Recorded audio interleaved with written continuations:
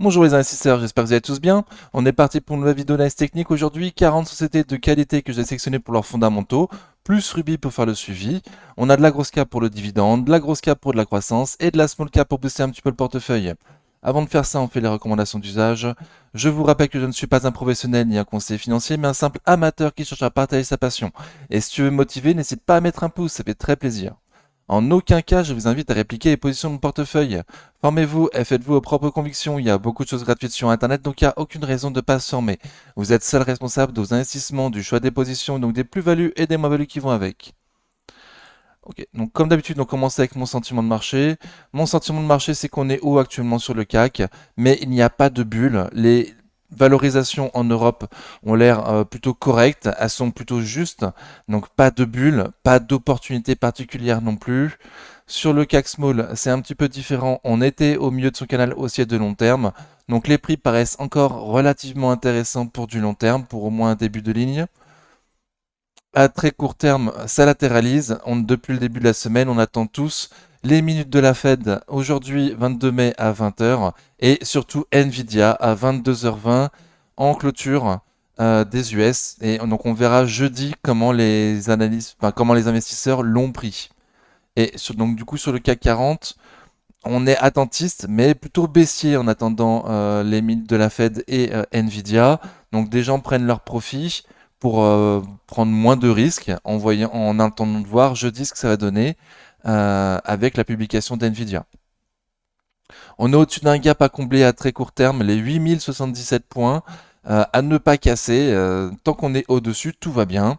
Et si jamais on les casse, il y aura un support sur lequel on a déjà rebondi deux fois, les 7900 points. Ok, donc on commence comme d'habitude par Air Liquide. Air Liquide de long terme, ça donne ça. Donc on paraît un peu cher aujourd'hui. Ne pas oublier qu'il va y avoir une distribution d'actions gratuites cette année. Donc je crois qu'il faut avoir les actions avant les 10 actions avant le 7 juin pour avoir droit à une action gratuite. Si tu n'as pas un multiple de 10, tu auras de l'argent du coup en échange, mais ça ne fera pas baisser ton PRU. Donc, à prendre en compte, aujourd'hui, à ce prix-là, si on en achète 10, on est très proche du prix juste sur Air Liquide. Donc, si on en a un multiple de 10, à ce prix-là, on n'est pas trop cher, on est au prix juste. À voir comment ça va se passer après la distribution du dividende. Là, il y a déjà eu la distribution du dividende, justement.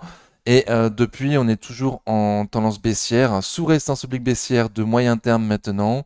On a comblé un gap haussier à court terme, donc c'est pas bon signe. Mais les Bollinger sont resserrés, donc a priori, il n'y a pas non plus beaucoup de volatilité sur Air Liquide. À voir demain, jeudi 23 mai, comment seront pris les publications d'NVIDIA ce soir, pour savoir dans quel sens on va aller, s'il va y avoir un retour du volume. Voilà, parce que j'ai pas précisé. Ah si, il y a quand même un peu de volume.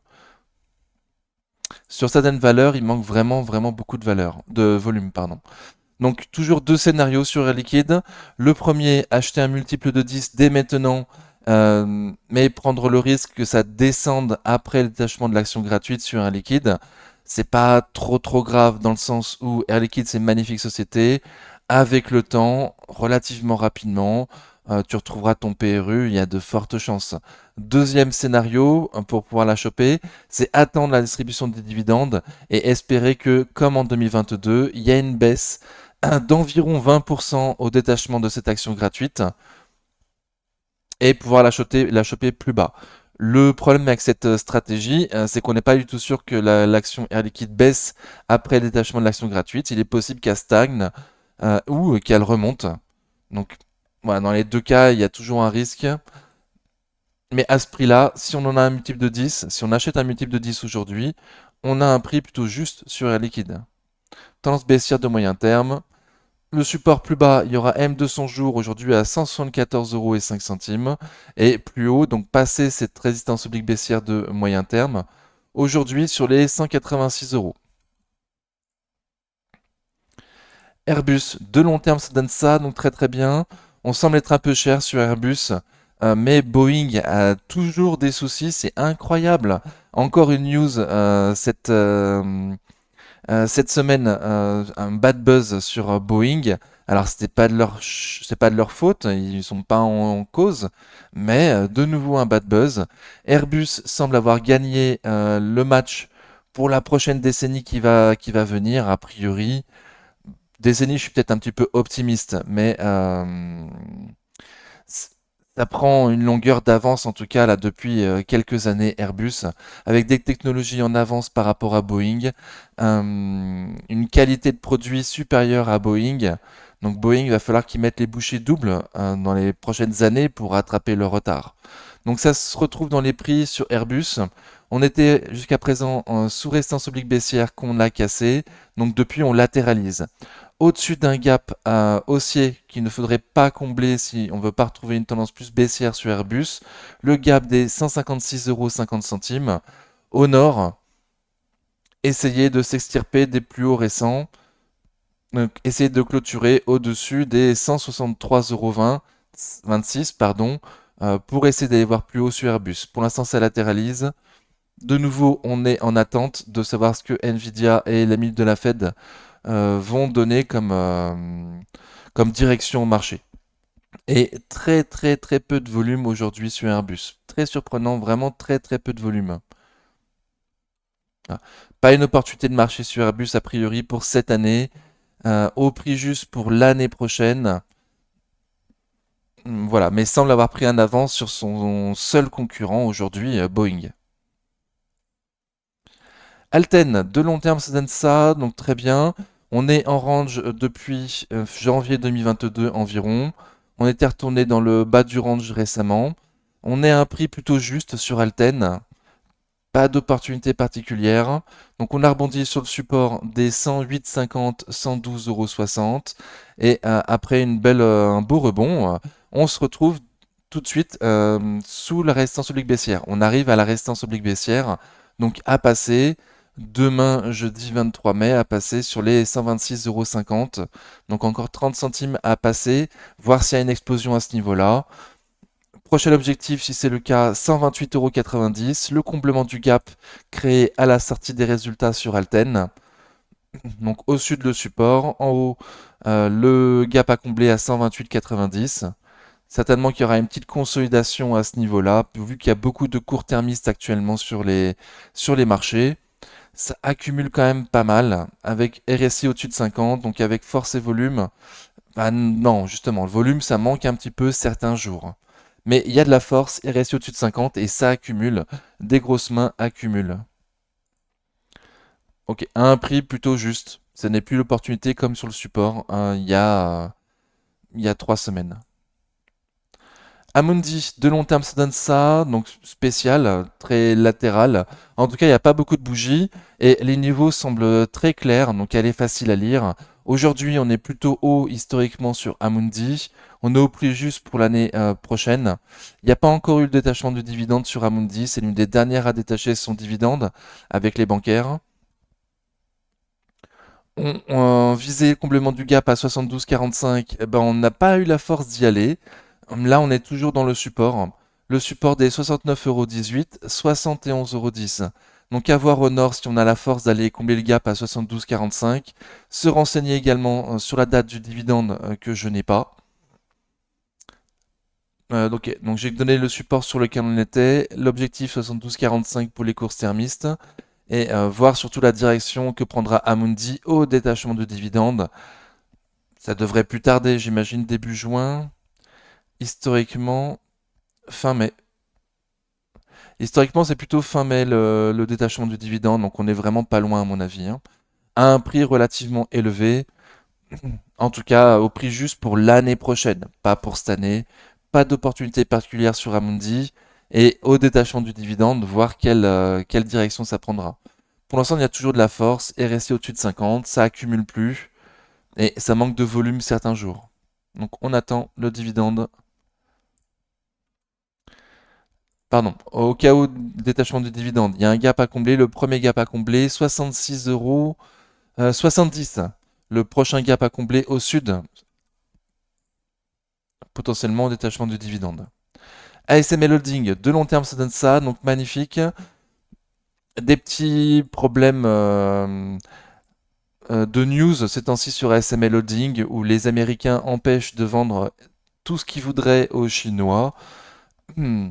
Même pas seulement leur plus grosse technologie, leur dernière technologie, même la technologie juste avant, les Américains bloquent pour qu'ils ne vendent plus trop en Chine.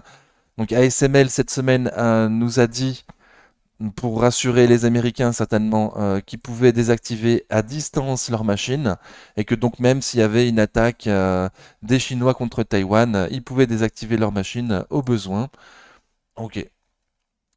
À court terme, donc on latéralise toujours entre un support au sud, les 810 euros, 810 euros, et au nord, donc la résistance qu'on a du mal à passer, les 860 euros, 863 euros. Aujourd'hui, on est à 854, avec un volume plutôt normal, RSI à 49, donc ça latéralise. Est-ce que ça sera boosté au cas où Nvidia fait des bons résultats? À voir, peut-être, dans un secteur très proche en tout cas. Donc c'est possible. Passer l'une de ces bornes déjà pour voir dans quel sens on va aller. Au cas où au nord, si on passe au nord, objectif des nouveaux plots historiques, aujourd'hui à 958,50 €. AXA, de long terme ça donne ça, donc pas terrible, mais ne pas oublier que depuis 2008 les taux sont très bas et c'est préjudiciable pour les sociétés bancaires et d'assurance. Depuis 2022, les taux sont beaucoup plus élevés, donc ça va mieux pour le secteur de l'assurance et des banques. Aujourd'hui, on est très loin de l'objectif de prix que je lui trouve, mais attention, depuis du coup quelques années, AXA se paye très peu cher. J'estime qu'avec les taux élevés, même si on les attend en baisse, ils resteront élevés, et donc du coup, on peut prévoir un PER plus élevé sur AXA. Je vise un PER de 15 comme avant le Covid. Voilà. Et a priori, il y a eu le détachement du dividende le 30 avril. Depuis, c'est bien remonté. Donc depuis, la tendance est pas mal. Depuis une dizaine de jours, ça latéralise, un peu sous le gap à combler à 34,03 €. Si on arrive à le combler, on pourra aller tester les plus hauts récents à 35 euros. Et si on le passe, ce sera très bon signe pour espérer une revalorisation du PER sur AXA. Au minimum, allez voir le haut de son canal haussier actuel sur les 38-39 euros. Mm. Voilà. Au passage des 35, peut-être bon signe.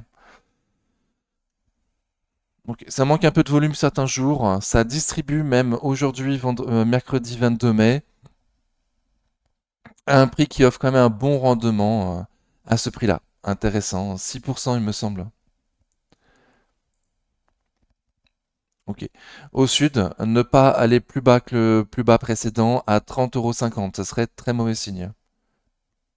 Et au nord, 35 du coup. Capgemini, de long terme, ça donne ça. Donc on ne prend pas en compte la pull.com. Depuis 2003, c'est une belle tendance haussière quand même sur Capgemini.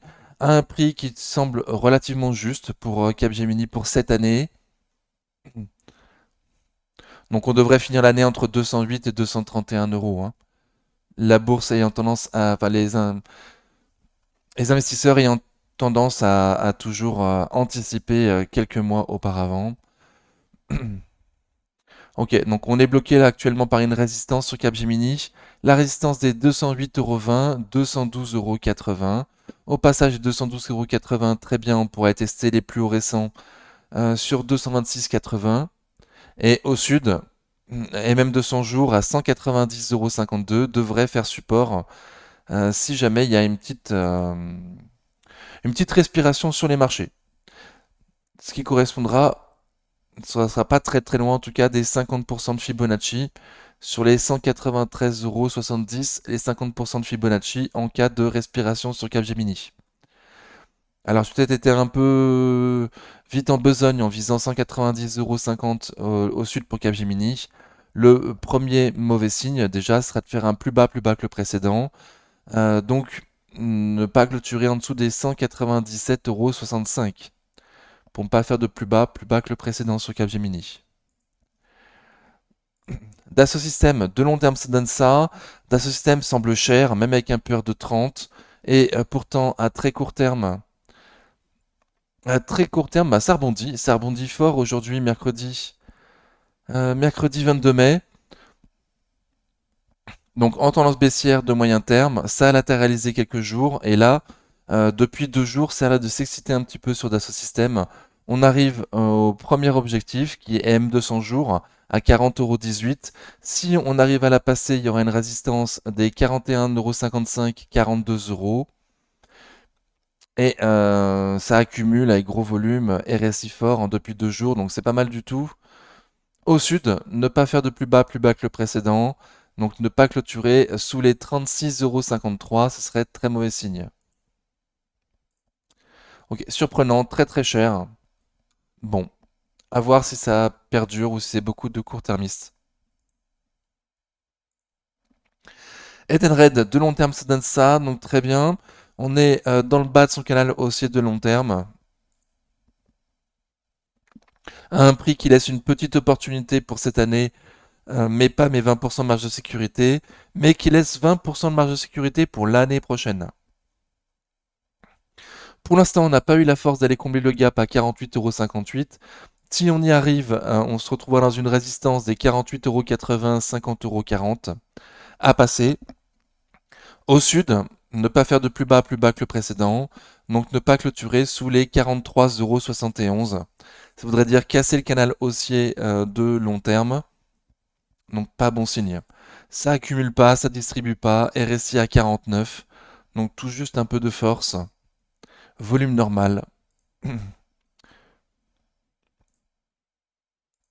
Equasens, de long terme, ça donne ça. Donc c'était magnifique jusqu'en janvier 2021. Depuis février 2021, c'est une tendance baissière. À un prix qui laisse une petite opportunité pour cette année, mais une opportunité intéressante, même si on n'est plus aux 20% de marge de sécurité pour 2025 du coup, avec une reprise de la croissance intéressante en 2025. Et je m'attends à un deuxième trimestre pas terrible sur Equasens. Et le retour à un news flow plus positif peut-être pour le troisième trimestre, avec des effets de base favorables pour Equasens à partir du troisième trimestre 2024. Donc pour l'instant, on est dans une résistance. On a eu la force de passer M200 jours. Et là, ça fait 3 jours qu'on teste M200, le haut de sa résistance, pardon. Donc la résistance des 55,80 €, 62,40 € à passer pour essayer d'aller combler le gap à 66,80 €. RSI fort, il y a du volume sympa quand même. Ça accumule pas, ça distribue pas. Ok, ça se tient plutôt bien Equasens comparé à certaines autres qu'on a pu voir juste avant. Ok, donc à passer la résistance pour objectif 66,80 et au sud, du coup le bas de cette résistance, oups, les 55,80 €. Et sur Luxottica, de long terme, ça donne ça, donc très très bien. On semble cher sur Essilor, on semble très très cher. On a passé 3 ans à galérer à passer cette résistance, et au passage de la résistance, ça s'est envolé. Donc aujourd'hui, on a rebondi sur le support des 200 € en gros, et on est en direction, en tout cas, d'aller tester les plus hauts historiques sur Essilor, hein, pardon. Ouais, ça historique. Donc sur les 210,85, 211,90, la résistance, on est juste en dessous, donc plus ou moins au milieu de nulle part, mais en tendance haussière à court terme, à un prix qui laisse, qui est cher, à un prix un peu cher. Au sud, j'ai un support 200,60 €, 201,60 €. Ok. Et la résistance, du coup, au nord, je l'ai donné. Ça manque un petit peu de volume ces derniers jours. Eurofin Scientifique, de long terme, ça donne ça. Donc c'était magnifique jusqu'en août 2021 et depuis septembre 2021, c'est une tendance baissière. À moyen terme, on latéralise, donc on semble avoir fait un point bas sur Eurofins à un prix qui paraît un peu cher pour cette année et plutôt juste pour l'année prochaine avec un PER de 20 quand même. Donc c'est beaucoup, un PER de 20, mais ça se tient bien, au-dessus des prix que moi je vise. Ok. Au sud, donc on a un support oblique haussier. qui passe aujourd'hui sur les 55,80 €. Au nord, une résistance. Il y a longtemps qu'on n'a pas été voir ces plus hauts récents. Les 62,58, 63,24 €. Donc pour moi, on est un petit peu au milieu de nulle part. On n'est pas proche d'un support, ni proche de la résistance. À un prix qui paraît un peu cher quand même. Au prix juste pour l'année prochaine. Ah non, on a même baissé les objectifs. Ok, ok. Donc les analystes professionnels avaient revu à la baisse récemment leur objectif pour 2025, à la suite de résultats qui ont un peu déçu, si je me souviens bien. Ok, mais ça se tient bien, ça se tient bien. Il y a quand même du volume depuis, ouais, depuis aujourd'hui, mercredi 22 mai. Il y a une belle bougie, beau volume, RSI fort au-dessus de 50, mais à un prix qui, moi, me paraît un peu cher encore. Ok, j'ai donné les niveaux. Euronext, de long terme, ça donne ça, donc très bien. On- on- À moyen terme, on a été voir des prix très intéressants là, sur les 60-70 €. Je l'avais crié sur la chaîne. Donc là, on a retrouvé à des prix qui semblent justes pour cette année, qui laissent encore une opportunité pour l'année prochaine pour un investisseur de long terme. Il y a eu le détachement de dividendes.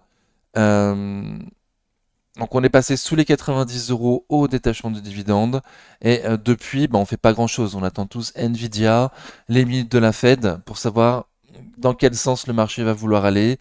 Mister Market, il est attentiste actuellement, donc voir s'il part dans un mood plutôt dépressif ou un mood plutôt très optimiste, joyeux. Voilà, donc pour moi, c'est ça qui fait patienter Euronext pour l'instant. Euh, ok. Au nord, donc déjà reprendre les 90 €, on a une résistance maintenant du coup. Les 90, 91, 30, la résistance. Et au sud, les 81, 80, 84,30 €. Voilà, au milieu de nulle part. Un premier signe baissier, ce serait de combler le gap à 86,30 €. Un premier signe haussier, ce serait d'aller combler le gap à 90 €. Donc une petite opportunité au niveau du prix pour un investisseur de long terme qui viserait minimum l'année prochaine. RSI fort au-dessus de 50, ça accumule. FDJ, de long terme, ça donne ça. Donc de nouveau peu de bougies, facile à lire. Gros support sur les 30 €. Pour l'instant, on est à 34. Un prix qui laisse une opportunité intéressante pour l'année prochaine. Une petite opportunité pour cette année.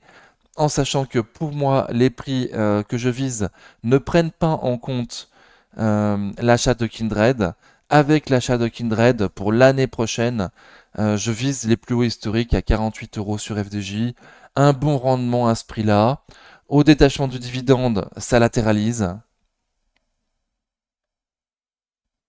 Ça distribue pas, ça accumule pas non plus des masses. RSI faible, mais ça se tient. Ça se tient quand même.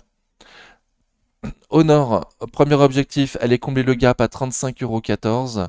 Au sud, ne pas faire de plus bas que la bougie du détachement de dividendes, euh, à 33,60 €. Ne pas clôturer sous les 33,60 serait mauvais signe, entre guillemets mauvais signe, pour ceux qui sont dessus en tout cas. Pour ceux qui sont pas dessus, ce serait peut-être l'occasion d'aller la choper plus bas sur les 32,50 €. 32,40, 32,50. Un prix avec un bon dividende à ce prix-là et belle perspective pour l'année prochaine avec l'achat de Kindred. Ferrari, de long terme, ça donne ça, donc très très bien. Mais ça paraît cher, Ferrari, donc comme leur voiture, comme Hermès, parce qu'on la compare souvent avec Hermès, c'est la Hermès de l'automobile. Ça se paye très très cher. À la sortie des chiffres, c'est un peu déçu, mais depuis on s'est repris. On est dans une boîte. La boîte des 378,50 €, 406,50 € les plus hauts historiques. Voilà, donc un petit peu au milieu de nulle part, à un prix un peu cher. Volume normal, RSI à 49. Donc voilà, tout est... Aucun signe quoi, c'est ultra plat sur Ferrari. Ceux qui sont dessus ne veulent pas vendre parce que dans le long terme ça vaudra plus cher. Ceux qui seraient intéressés pour entrer dessus, j'imagine attendent des opportunités de marché plus intéressantes. On a un premier gap à combler au sud à 368,90 € et surtout le gros support. Si on y va, il devrait y avoir du monde. Les 343,80, 347,20 €. GTT de long terme, ça donne ça, donc très bien. On est plutôt éloigné de son prix juste pour cette année et encore plus du prix juste pour l'année prochaine. Merci à NJ de vendre son reliquat d'action qui leur restait dans GTT, ce qui laisse l'opportunité à ceux qui en voulaient de pouvoir l'acheter certainement encore toute l'année GTT à un prix intéressant. Il devrait y avoir une pression baissière suite à cette vente d'Engie de son reliquat d'action, mais c'est une opportunité, je trouve, je pense, de mon avis d'amateur. Hop, je mets le bandeau. Pour l'investisseur de long terme qui ne serait pas encore dessus, voilà, qui arriverait sur les marchés pour viser beaucoup plus haut dans les années prochaines. Et il n'y a pas encore eu le détachement du dividende sur GTT. On est dans un support, hein, le support des 130 euros, 134,40. Beaucoup l'attendent au comblement du gap à 128. Il y a également M200 jours à 126 euros aujourd'hui. Et Honor, il faudrait passer déjà un premier temps la résistance oblique baissière. Aujourd'hui sur les 137,30 €. Donc, donc un prix qui laisse une opportunité, mais elle va pas faire grand-chose GTT. J'imagine, enfin moi j'imagine pas faire grand-chose cette année. C'est pas elle qui va vous faire surperformer pour cette année, mais potentiellement pour les prochaines années. Interparfum de long terme, ça donne ça, donc très bien. On semble être au prix juste pour cette année, très bien. Ne pas oublier qu'Interparfum verse une action, détache une action gratuite tous les ans. Donc si on prend un multiple de 10, on peut estimer que son PRU perdra 10%. On aura 11 actions pour le prix de 10 achetées. 10 achetées, une gratuite. Donc comme ça tous les ans. Donc comparé au prix juste pour cette année, au détachement de ces actions gratuites, on sera pas loin non plus du prix juste. À court terme, en tendance légèrement haussière, on était sur un support oblique de moyen terme, de moyen long terme depuis le Covid, qu'on maltraite. Donc on ne peut pas le prendre comme stop. Le vrai niveau au sud, le prochain c'est 45,25 €, 45,80 €. Au nord, dans un premier temps, passer M200 jours à 50,42 € et la résistance des 51,20 €, 50,70 €. Ça manque un petit peu de volume et récit à 45. Voilà, pas une opportunité particulière sur Interparfum. Et toujours ce risque à chaque année de voir une licence partir de l'escarcelle d'Interparfum. Parce que je vous rappelle qu'ils ne sont pas propriétaires des marques qu'ils distribuent. Ils sont que locataires. Alors ils ont des contrats à long terme, certes, mais régulièrement, il y en a qui arrivent à terme. Et il y a une petite pression baissière en disant, mais est-ce qu'ils vont pas changer pour aller chez Coty, par exemple, leur concurrent dans la distribution de parfums, ou est-ce qu'ils vont rester sur Interparfum?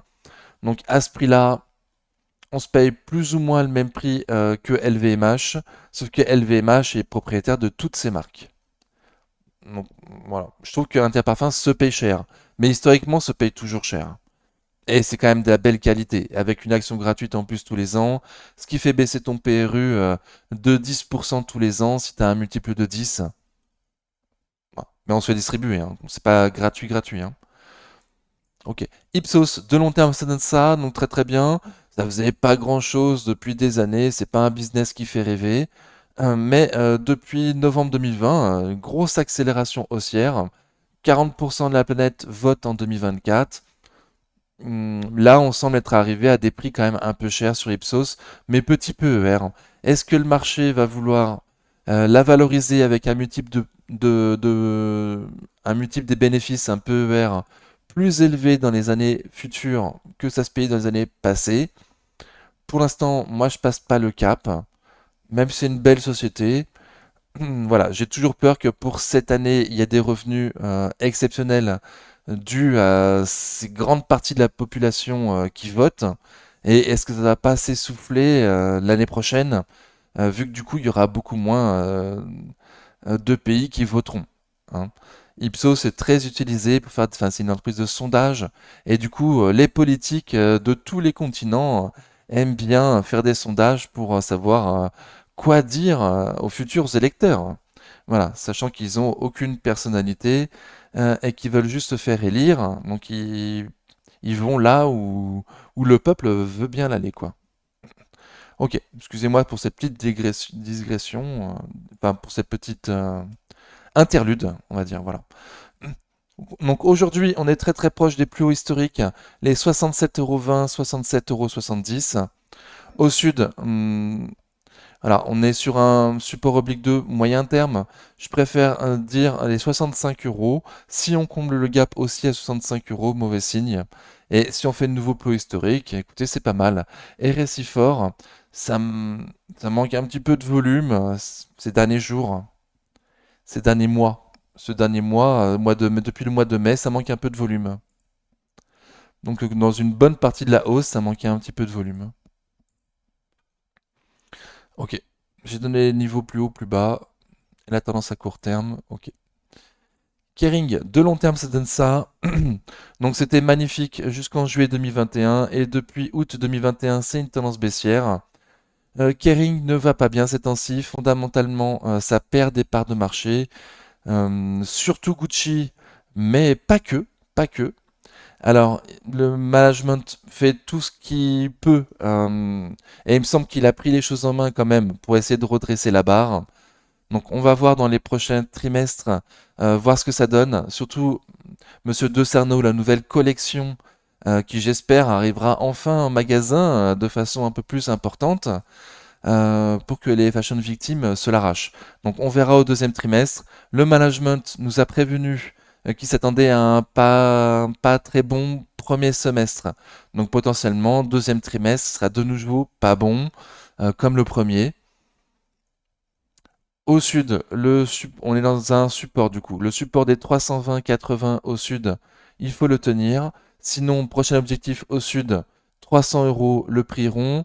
Et ensuite, M200 mois, aujourd'hui à 278,85 €.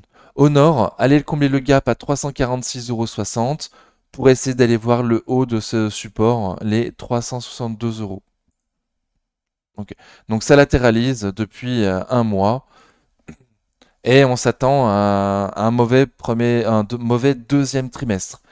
Est-ce que le marché sera agréablement surpris du deuxième trimestre ou est-ce que le management a vu juste dans ses estimations de mauvais premier semestre? À voir. À un prix qui laisse pas d'opportunité pour cette année, très légère pour l'année prochaine, mais c'est surtout un pari. On va espérer que le nouveau directeur artistique de Gucci plaise et que la premiumisation de leur marque, hum, comme ils disent, euh, soit vite rentable. Voilà.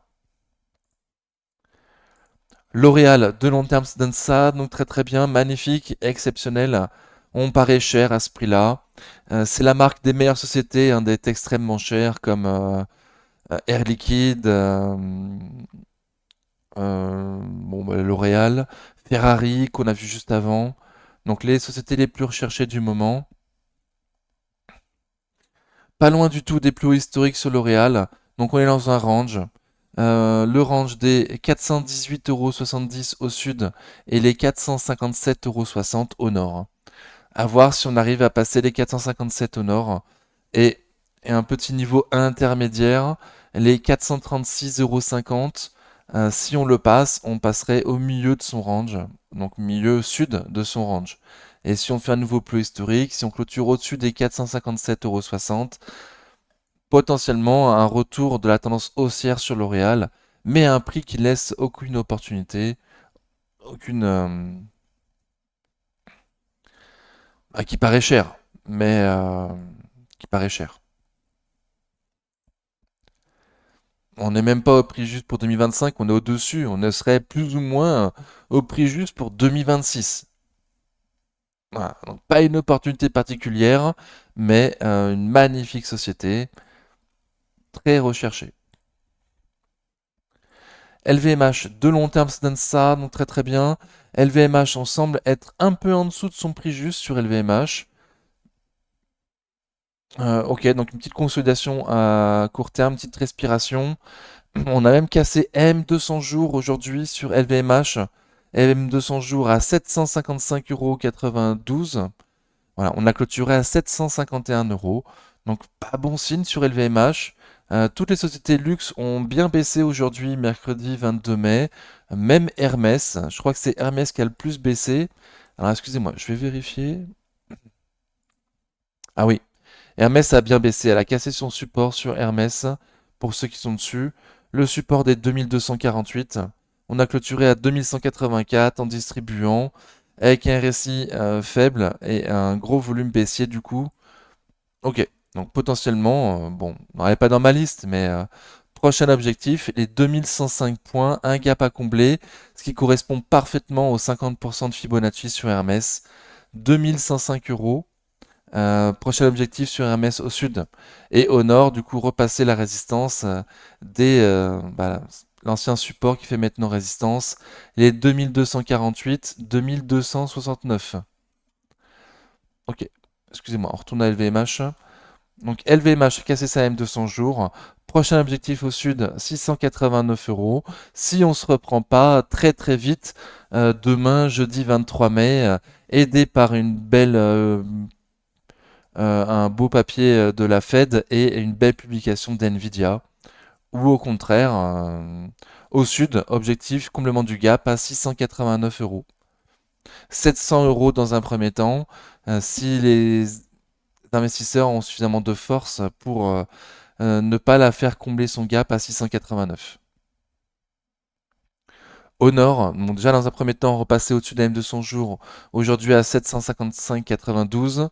Et voilà, potentiellement reprendre les 800 euros, ce serait très très bien.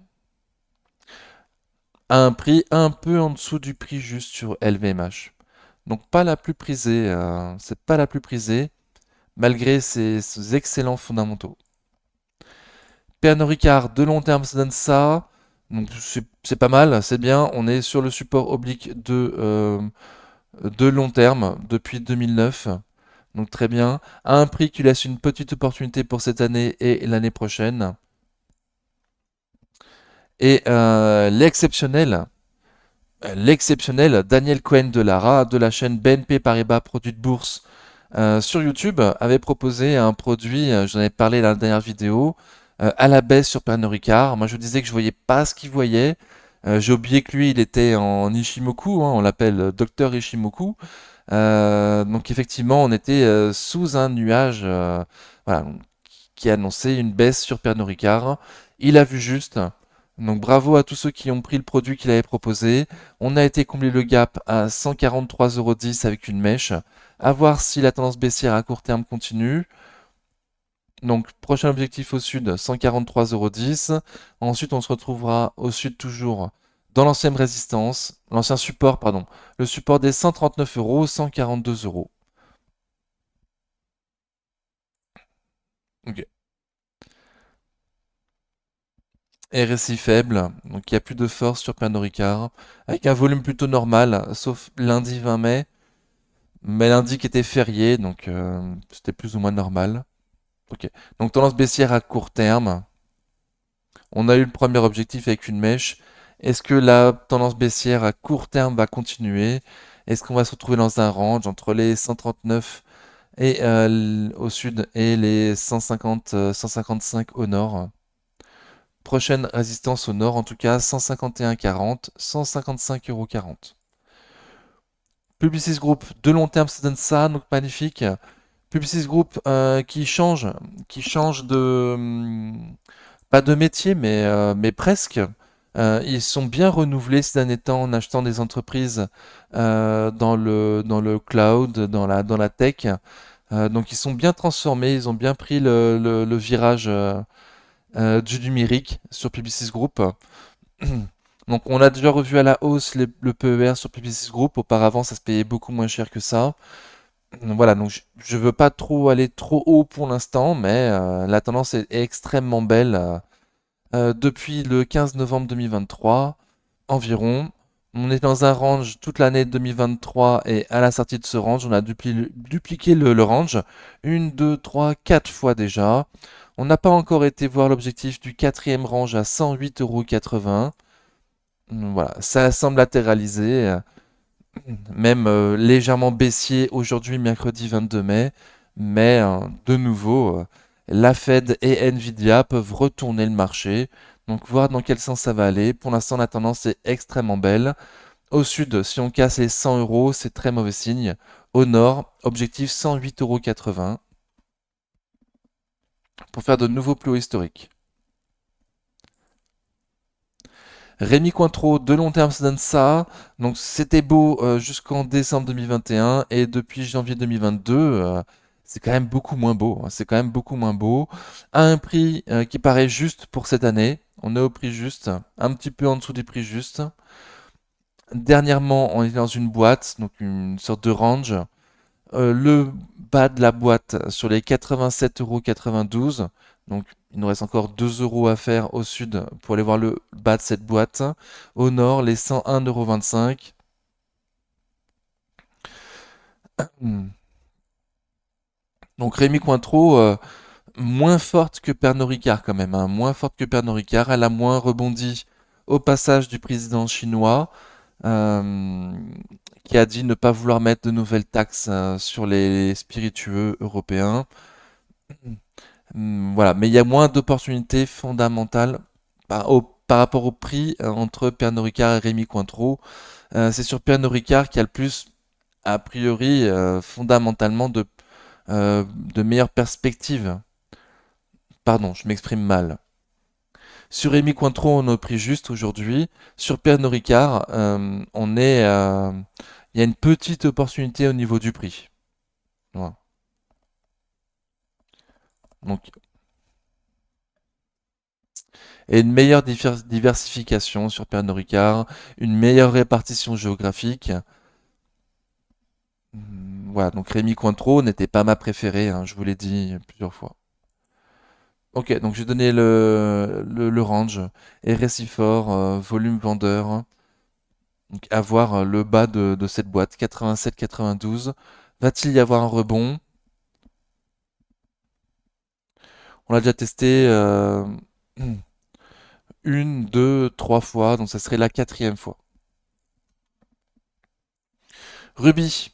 Donc on regarde Ruby, c'est pas pour ses fondamentaux, c'est plutôt moyen Ruby comme fondamentaux. Mais Monsieur Bolloré ainsi que deux autres familles de milliardaires sont entrés dessus récemment. Ils veulent en prendre le contrôle, ils veulent faire sauter la société à commandite. Euh, à voir du coup s'ils y arrivent. S'ils y arrivent, le prix de l'action pourrait être revalorisé. S'ils n'y arrivent pas dans un premier temps, on est susceptible de voir cette famille de milliardaires prendre un peu plus d'actions et du coup monter encore un peu plus au capital, mettre une pression haussière sur le prix de Ruby. Donc c'est pour ça qu'on la surveille ces temps-ci. Il va y avoir une bataille à la prochaine Assemblée générale qui se prépare. Donc, si les milliardaires arrivent à prendre le contrôle, une revalorisation plus importante du prix de Ruby, potentiellement également une meilleure gestion qui était plutôt moyenne ces derniers temps, quoi. On se faisait pas mal diluer pour payer un dividende, garder son statut de aristocrate dividende sur Ruby, un petit peu au détriment des fondamentaux. Voilà. Donc, on spécule pour que Monsieur Bolloré arrive, comme il l'a fait sur la Gardère, à faire sauter la commandite sur Ruby. On spécule pour qu'il pousse les anciens dirigeants à partir à la retraite. Ils ont un âge honorable de 70 ans. On sait maintenant c'est une attaque de Bolloré et de ses copains. Il s'était pas demandé par les fondateurs de Ruby. Voilà, donc bataille en cours. Euh, je vois pas trop de catalyseurs pour le sud, pour Ruby. Je vois pas trop de catalyseurs pour le sud. À part si Vincent Bolloré repasse en dessous des 5% des actions et des droits de vote. Hum, voilà, ce qui m'étonnerait, connaissant le personnage depuis des années, bah, il a déjà perdu sur Ubisoft. Hum, mais on va espérer que du coup il ne revende pas ses actions et qu'il persiste, même si cette année ça passe pas, même si cette année il n'a pas les voix suffisantes pour faire sauter la commandite, voilà, qu'il persévère pour l'année prochaine, potentiellement en passant le cap des 10% d'actions, à voir. À surveiller en tout cas. Au sud, le support a bien tenu, le support des 31,10 €, 31,32 €. Au nord, passer le gap baissier à 33,38 € pour essayer de voir plus haut. Pour l'instant, ça latéralise. On attend l'Assemblée générale, voir l'ambiance et voir surtout les résolutions qui vont passer, qui va être élu sur chez Ruby. Voilà, comment ça va se passer. Seb, de long terme, ça donne ça. Donc, c'était magnifique jusqu'en juin 2021. Depuis juillet 2021, bon, bah, ça a bien baissé depuis. Moins de marge qu'auparavant sur Seb. Euh, Suite à la fin du Covid, il y a eu beaucoup de ruptures d'approvisionnement. Du coup, ils veulent plus revivre la même chose. Donc, du coup, ils vont faire plus de stock. Plus de stock pour l'industriel, ça veut dire moins de marge. Cela dit, c'est un leader mondial. C'est compensé également par une ouverture d'un nouveau marché pour Seb, la vente de matériel pour professionnels, ce qui devrait amener de la croissance pour les années à venir. À ce prix-là, il y a une opportunité au niveau du prix pour cette année et bien sûr encore plus pour l'année prochaine. Donc on latéralise, on latéralise. Assez décevant, c'est pas recherché, Seb. Au sud, M 200 jours comme prochain objectif. Alors, on a un objectif intermédiaire sur les 109,90, ouais, 109,70, 110 euros. Un peu plus bas, les 105,28 € et M 200 jours. Au nord, repasser au-dessus de cette résistance, l'ancien support qui maintenant est passé résistance, au-dessus des 115,32 €.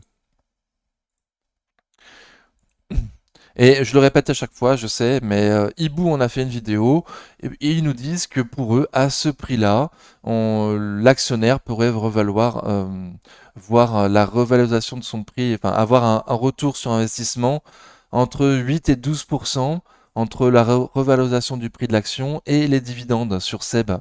Donc c'est quand même pas nul. Un leader mondial qui ouvre de nouveaux marchés, donc en croissance, ça se passe bien en plus, ils ont bien commencé l'ouverture de ce nouveau marché pour la vente aux professionnels. Voilà, donc un prix qui est déjà intéressant, on est au 20% de marge de sécurité pour l'année prochaine. Faudra attendre les 104 € pour avoir une 20% de marge de sécurité pour cette année. Bon, j'y crois plus trop, voilà, M200 jours est passé au-dessus. Je m'attends à ce qu'on rebondisse sur M200 jours si on y va. Aujourd'hui à 105,28 €, je me répète. Saint-Gobain, de long terme, ça donne ça. Donc, on ne peut pas vraiment tenir compte du passé sur Saint-Gobain. Saint-Gobain a beaucoup changé. Ils ont vendu les usines qui les intéressaient plus. On en a racheté d'autres. On s'attend à un rebond du secteur immobilier en Europe, en tout cas pour cette année, un peu partout sur la planète avec les baisses de taux. Les baisses de taux ont déjà commencé pour des banques centrales un peu plus mineures. Voilà, donc la tendance est à la baisse des taux. Qui dit baisse de taux dit signature de contrats immobiliers plus intéressants. Voilà, ceux qui ne pouvaient pas acheter jusqu'à présent parce que les taux étaient un petit peu élevés vont pouvoir le faire un peu plus. Donc un retour de la croissance sur le secteur immobilier peut-être avec un poids bas attendu en 2024. Et Saint-Gobain ayant fait une publication déjà magnifique pour cette année, alors que le secteur immobilier était en crise, on peut s'attendre à une très belle année 2025 pour Saint-Gobain. Donc là, on fait des nouveaux plus hauts historiques. Voilà, donc c'est logique. Je vise un petit PER sur Saint-Gobain. Je ne veux pas le remettre plus haut pour l'instant, même si voilà, je ne pourrais pas trop anticiper, mais j'avais bien précisé sur la chaîne hein, que et pour moi, il y avait du potentiel supérieur par rapport à ce que j'affichais. Donc là, on a au prix juste pour l'année prochaine, mais les objectifs pour l'année prochaine seront, j'imagine, revus à la hausse après le 6 juin, si Christine veut bien commencer une phase de baisse de taux le 6 juin pour la zone euro. Au nord, prochain objectif, les 61,8 d'extension de Fibo sur 85,48 €. Au sud, le support, les 75,74 €, 78 € à ne pas casser pour ceux qui sont dessus, mais pour ceux qui ne sont pas dessus, potentiellement une opportunité pour acheter un leader, un leader de la construction, de l'isolant surtout, mais ils font d'autres choses, Saint-Gobain. Ok. Sanofi, de long terme, ça donne ça. Donc ça a l'air pas mal, mais c'est quand même relativement poussif, hein. On est au même prix qu'en 2014. Le prix laisse paraître une opportunité pour cette année, mais on n'a toujours pas de nouvelles du management de savoir qu'est-ce qu'ils vont faire de leurs produits vendus sans ordonnance. En fin d'année dernière, ils nous avaient dit vouloir s'en séparer, certainement en faisant une introduction en bourse. Donc ça a douché pas mal de monde, sachant que la dernière introduction en bourse de Sanofi c'était EuroHappy et que beaucoup ont perdu de l'argent avec EuroHappy. Ils nous avaient dit aussi abandonner leur marge opérationnelle pour 2025. Donc les deux cumulés font qu'on a vécu la journée la plus noire sur Sanofi. On a perdu plus de 20% en une journée sur Sanofi. C'était un record historique. Jamais Sanofi n'avait baissé autant une seule journée. Depuis, c'est très poussif. Et aucune nouvelle du management. Certains grands fonds américains sont sortis du bois en disant moi je veux bien racheter vos produits vendus sans ordonnance, pas besoin de faire une introduction en bourse, en plus je vous la rachète cher. On n'a pas trop de nouvelles, ou le management a plus ou moins l'air de dire bof. Donc, voilà, très poussif. Il y a du potentiel fondamental, mais le management bloque. Voilà, la parole du management bloque. Ils disent pas grand-chose, donc c'est très gênant. Sur un support oblique de moyen terme, là, depuis cette énorme journée du 27 octobre 2023, là, l'énorme baisse en une seule journée. Donc un support oblique de moyen terme qui passe aujourd'hui sur les 85-70, donc ce sera l'objectif au sud. Alors avant ça, on est déjà sur un support des 90 qui a été maltraité ces derniers jours. Donc ça, je préfère parler des 86 euros, le support oblique de moyen terme. Au nord, prochain objectif 92 euros M200 jours, qui elle aussi a été pas mal maltraité ces derniers jours.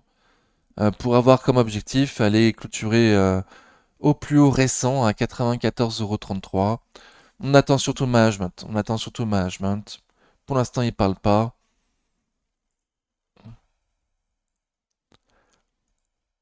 Schneider Electric, de long terme, ça donne ça, donc magnifique, exceptionnel. Schneider Electric, elle aussi, se paye très très cher, comme les meilleurs, comme L'Oréal, comme Ferrari. Ok, donc l'une des plus recherchées actuellement. On a fait de nouveaux plus historiques récemment. De nouveau, j'ai pas d'objectif au nord. Non, je vais pas donner d'objectif au nord. Dans un premier temps, déjà, faire un plus haut que le précédent. Donc, clôture au-dessus des 239 euros. On a ouvert à 239 euros le 16 mai, mais ça a baissé toute la journée. Depuis, ça se reprend quand même à un prix qui paraît excessif, mais c'est de la très très bonne qualité. Moi, ça me paraît un peu excessif. Au sud, on retour sur le haut de les anciens plus hauts historiques qui n'ont pas duré longtemps, du coup, les 218 euros et 5 centimes.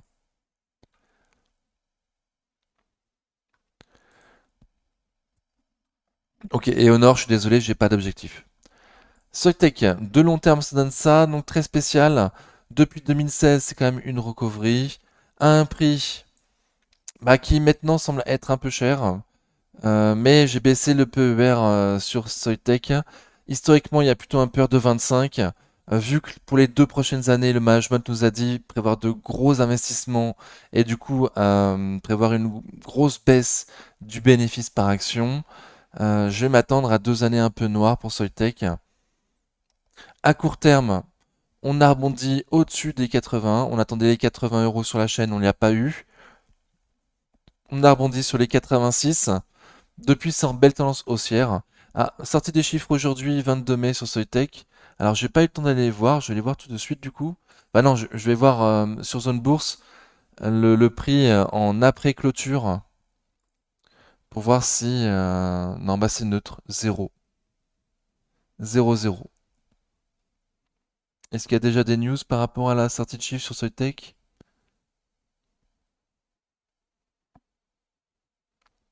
Soitec confirme ses objectifs annuels après une baisse de ses résultats en 2023.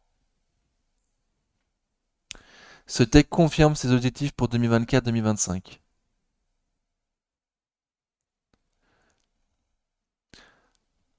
Donc une baisse de chiffre d'affaires cette année, enfin, pour ce trimestre de 2%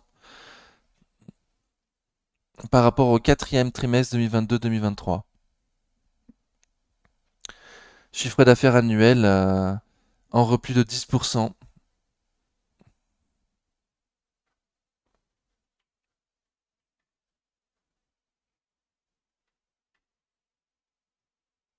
Soitec anticipe un chiffre d'affaires stable à périmètre et taux de change constant et une marge d'EBITDA autour de 35%. Ok, donc bon, le marché ne dit rien pour l'instant, on a en clôture, ça donne rien, c'est à zéro. C'est rare d'ailleurs, c'est surprenant, donc je vais voir sur un autre site pour voir si on n'a pas d'autres infos.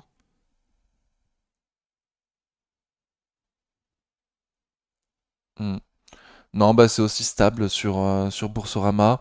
Certainement que les investisseurs attendent les minutes de la Fed et Nvidia hein, pour savoir où ça en va, où ça va. Ok, donc 2 années compliquées pour Soitec. Du coup, j'ai baissé le PER. Il me semble que c'est plutôt juste. Mais malgré tout, j'ai toujours dit hein, que Soitec, alors pas du coup pas cette année, mais ni l'année prochaine, mais pour les années futures, va valoir plus cher. Ils font des gros investissements pour voir leur croissance future. Donc, sauf s'il y a une nouvelle technologie qui sort et qui disrupte Soitec, pour l'instant, c'est pas le cas. Euh, Soitec, dans les prochaines années, devrait valoir plus cher. Mais là, 2 années compliquées. Donc à voir. Prochain objectif pour les court-termistes, le comblement du gap ainsi que le haut de cette résistance, donc les 120,20 €. Ouais, il devrait y avoir une prise de bénéfice à ce niveau-là.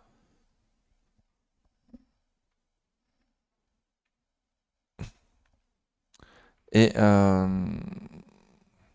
au sud, un retour sur les 100 euros, le prix rond, ainsi que un léger support, voir ce qui s'y passe. Ok, donc 120,20 € au nord, 100 euros au sud. Ça accumule beaucoup de volume aujourd'hui et réussit fort. J'imagine, j'ai vu la même chose sur ce ST Micro, on l'a fait tout de suite. J'imagine que beaucoup prennent Soitec et ST Micro pour jouer la hausse de Nvidia en jouant que Nvidia va faire une très belle publication au-dessus des attentes et que ça puisse booster le marché dans les prochains jours. Si ils se trompent, ST Micro se paye pas cher du tout et Soitec vaudra plus cher dans les prochaines années ou avec un stop. Donc voilà un pari que je trouve culotté mais bien vu. Donc sur ST Microelectronics, pareil, de long terme ça fait un peu spécial, en belle poussée depuis 2016 quand même, qui se paye pas cher, seulement avec un PER de 12. Avec un PER de 12 pour cette année, je vise très très bas, mais un rebond en 2025. Donc on est entre les prix que je vise pour cette année et l'année prochaine, plutôt proche de ceux de l'année prochaine d'ailleurs. Avec cette belle poussée aujourd'hui, mercredi 22 mai, voilà. Je pense que c'est en anticipation des bons résultats de Nvidia à voir. Donc je remets la résistance oblique baissière, je la remets propre. Donc on a clôturé, on a été testé cette résistance oblique baissière du coup sur ST Microelectronics aujourd'hui à passer demain, à voir les résultats d'NVIDIA en clôture. Si on arrive à le passer au nord, objectif 41,06 € M de son jour, en suivant le comblement du gap à 42,83 €. Et si les résultats de Nvidia ne font pas de boost de marché, ne plaisent pas, s'ils sont un peu décevants, potentiellement au sud, ne pas faire de plus bas que le précédent, donc ne pas clôturer sous les 36,26 €. Ok. Donc Soprasteria, de long terme, ça donne ça, très très bien. Très bien, on semble être un prix qui laisse une petite opportunité pour cette année, et encore, surtout pour l'année prochaine, une belle croissance attendue. À court terme, on a rebondi sur un support des 205,40 €. Et là, on a été retrouvé son ancienne boîte. Pour l'instant, on n'arrive pas à aller combler le gap à 225 euros. Non. On a été avec une mèche, mais on n'arrive pas à combler avec un corps les 225 euros. Donc ce serait un signe haussier sur Soprasteria pour aller voir les plus hauts historiques à 238,40 €. Au sud, en cas de retour sur le support des 205,40 €, il va y avoir de nouveau du monde. Donc ST Micro, on a fait. Sur le groupe, de long terme, ça donne ça. Donc très spécial, mais quand on met les dividendes, on voit que le management est régulièrement généreux avec ses actionnaires. Donc il n'y a qu'un seul support sur le groupe, j'en ai mis qu'un seul en tout cas. Le support des 36,80 en dessous de ces prix-là, ça semblait intéressant pour un investisseur de long terme qui viserait au minimum l'année prochaine. Et les 34,50 €. Pour l'instant, on a rebondi sur les 34,50 dernièrement. Ouais, à voir si les 34,50 tiennent. Pour l'investisseur de long terme, ce sera encore une plus grosse opportunité. Si on les casse, c'est qu'on va plus bas. Au nord, on a testé aujourd'hui M200 jours à 37,12 €. Voir si dans les prochains jours, on arrive à la passer. Si c'est le cas, prochain objectif 37,85 €. Le comblement d'un gap de dividendes. Ok. Mais vous n'avez pas grand-chose sur le groupe ces temps-ci, hein, c'est plutôt mou. À un prix qui est intéressant, surtout en dessous des 36,80. Là, on est à 37. Technip Energy, de long terme, ça donne ça. Donc, il n'y a pas beaucoup de bougies, c'est facile à lire. Gros support sur les 19,40, 20 euros. On est à un support intermédiaire, les 22 euros. Beaucoup de potentiel fondamental sur Technip Energy, mais décevant. J'avoue, décevant. Décevant. Surtout aujourd'hui, là, mercredi 22 mai, une énorme bougie super moche, avec du volume, avec un RSI qui passe faible, en dessous de 50 en tout cas, qui retourne à 40, en distribuant un petit peu. On comble un gap haussier à 22,36 €. Donc très, très décevant Technip, très décevant, j'avoue. Sur un support intermédiaire, du coup des 22 euros, hein, 21,94, 22,12. Donc elle n'a pas cassé les 21,94. Cela étant dit, il y aura un support un peu plus bas sur M200 jours, aujourd'hui à 21,57. Et voilà, je donnais le support aussi un peu plus bas si on y va, mais vu qu'il fondamentalement il y a du potentiel, je serais quand même étonné. Mais elle est décevante, j'avoue qu'elle est décevante. Au nord, dans un premier temps, elle est combler le gap de dividende à 23,24 €. Thales, de long terme, ça donne ça. Donc magnifique Thales, comme L'Oréal, Ferrari hmm, et Schneider, se paye extrêmement cher. Au-dessus de mes objectifs en tout cas. Au prix juste pour l'année prochaine, mais un peu cher pour cette année. Donc qui se comprend par le fait que on arrive dans une décennie de réarmement de beaucoup de sociétés occidentales surtout. Voilà, en tout cas surtout les clients de Thales. Donc pour cette année, ça paraît un peu cher, mais pour un investisseur de très long terme qui vise la décennie, certainement qu'on sera plus haut à la fin de la décennie 2020 qu'on l'est actuellement. Voilà, mais bon, faut avoir confiance et le pot. euh, et Pour les plus patients, ils attendront un creux de marché, quoi. Quand est-ce qu'il arrivera? À quel prix on pourra aller en cas de creux de marché? Voilà, donc dans ce sens-là, ne voulant pas timer le marché, des investisseurs rentrent maintenant en se disant j'ai les poches pleines, plus ça va bas, plus ça m'intéresse pour viser la fin de la décennie. Voilà, je le prends comme ça en tout cas. Au sud, il y a un support, les 161,50 €, 162,50 €, avec un gap à combler en plein milieu à 161,70 €. Au nord, les plus hauts historiques,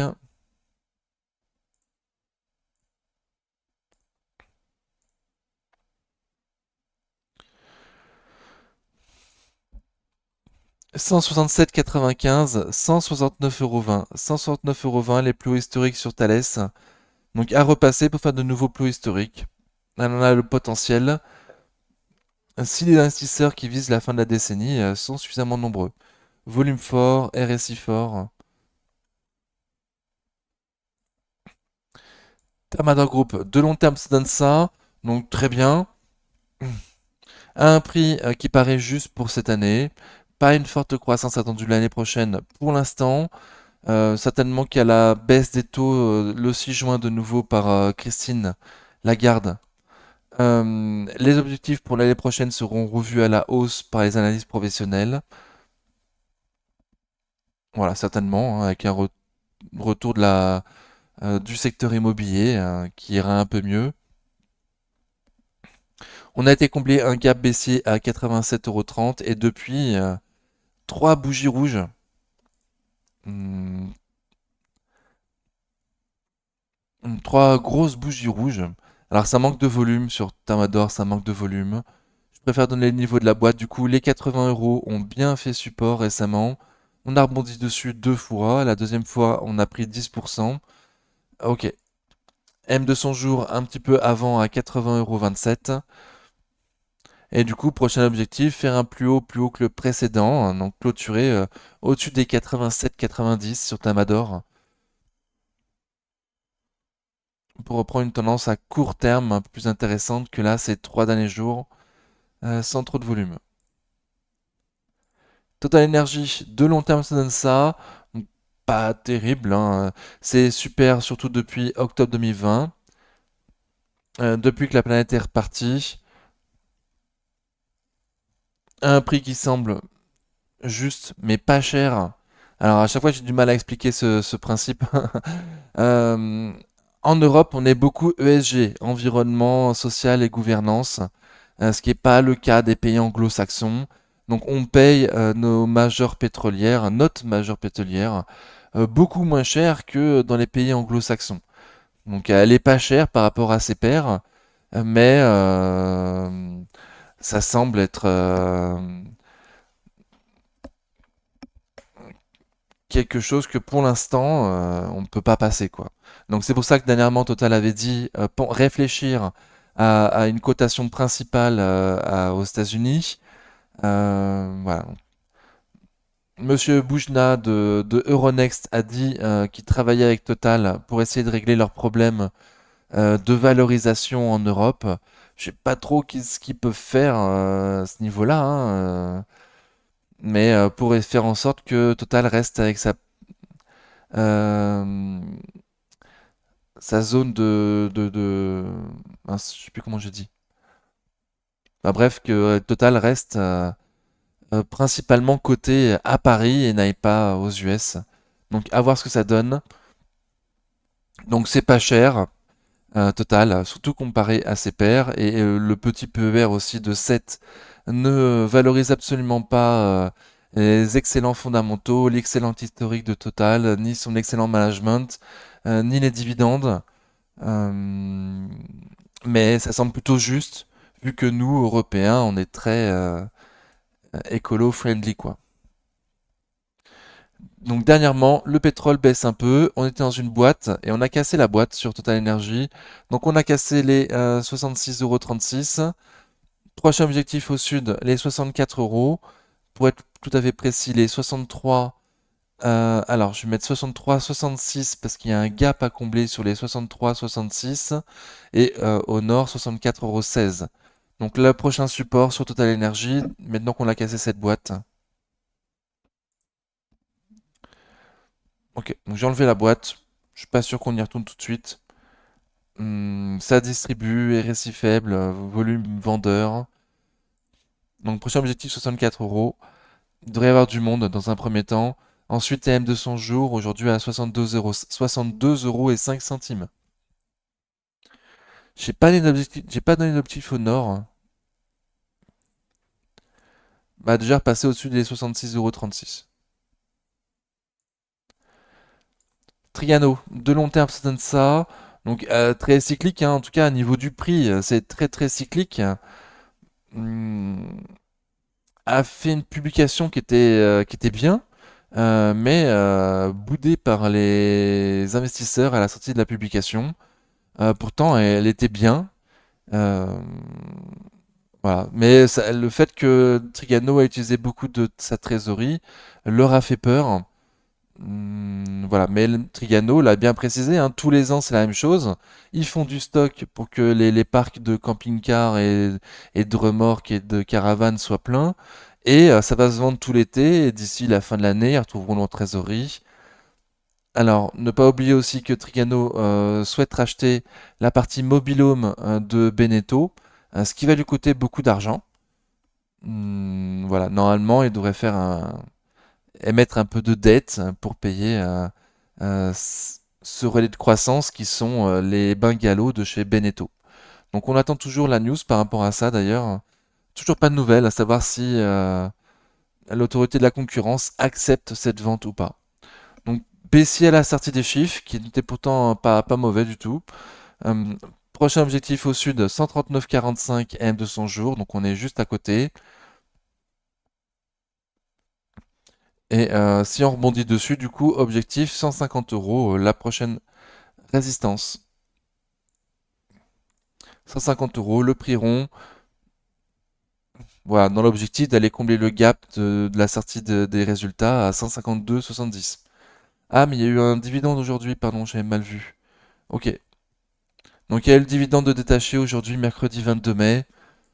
Bon, c'est pas c'était vraiment un dividende, donc je pense pas que beaucoup de gens étaient dessus et vont partir parce que ce dividende a été distribué. Voilà, en plus a priori il verse en deux fois. C'est ça. Bon, bah plutôt baissier en tout cas à la sortie des chiffres. Je trouve cela plutôt injuste, mais du coup ça laisse une opportunité au niveau du prix pour un investisseur qui viserait plus long terme. Déjà pour cette année, par rapport à l'objectif de 185 euros sur Trigano, on a les 20% marge de sécurité. Il a attendu une petite décroissance l'année prochaine. À voir vraiment c'est le cas, hein, parce qu'avec les bungalows de chez Beneteau, euh, les analystes professionnels pourraient revoir à la hausse leur objectif pour 2025 sur Trigano. En mauvaise posture actuellement Trigano, potentiellement une opportunité au niveau du prix, à voir si ça rebondit sur les 139,45 €. Si c'est le cas, objectif long terme ou dans un premier temps 150, puis 152,70. Veralia, de long terme ça donne ça. Ah, j'ai pas remis le support. J'ai pas remis le support.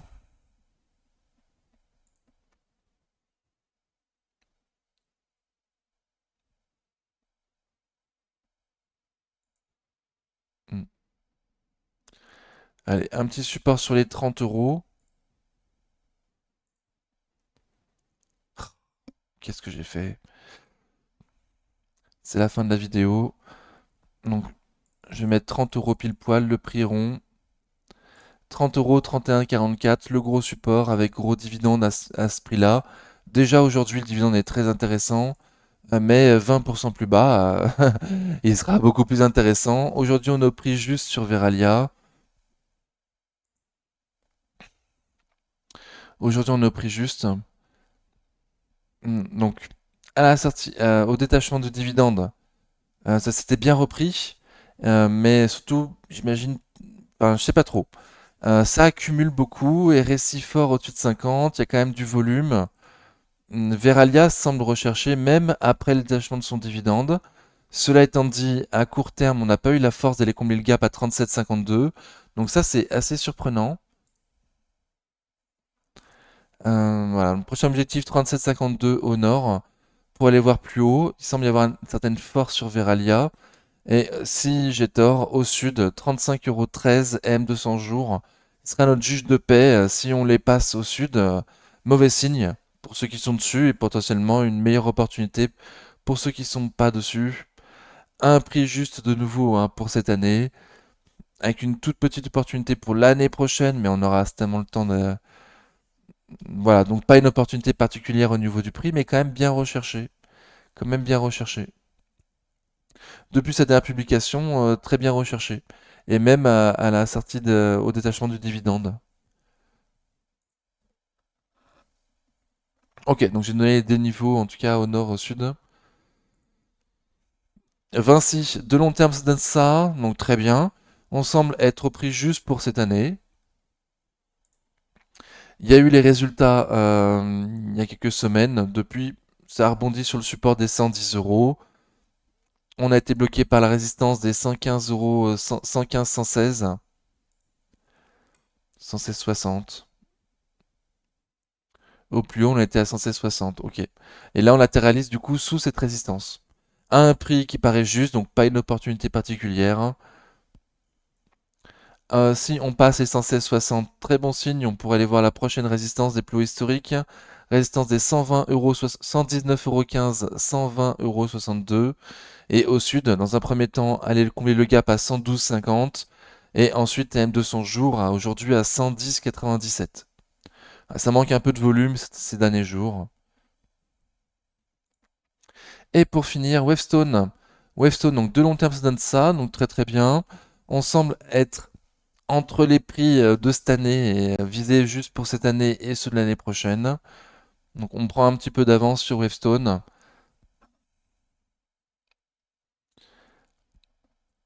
On prend un petit peu d'avance sur Wavestone, donc il n'y a plus d'opportunités au niveau du prix. Au sud, le support 57,90, 57,90, 58,80 €. Au nord, la résistance des plus hauts historiques, les 65 euros. 66, pardon. 65, 66 euros. Les plus hauts historiques sur Wavestone. Ok. Donc plus ou moins au milieu de nulle part, à un prix qui semble pas être une opportunité particulière. Ça manque de volume, mais RSI fort. Ça accumule pas, ça distribue pas. Bon. Donc pas une opportunité particulière pour Wavestone.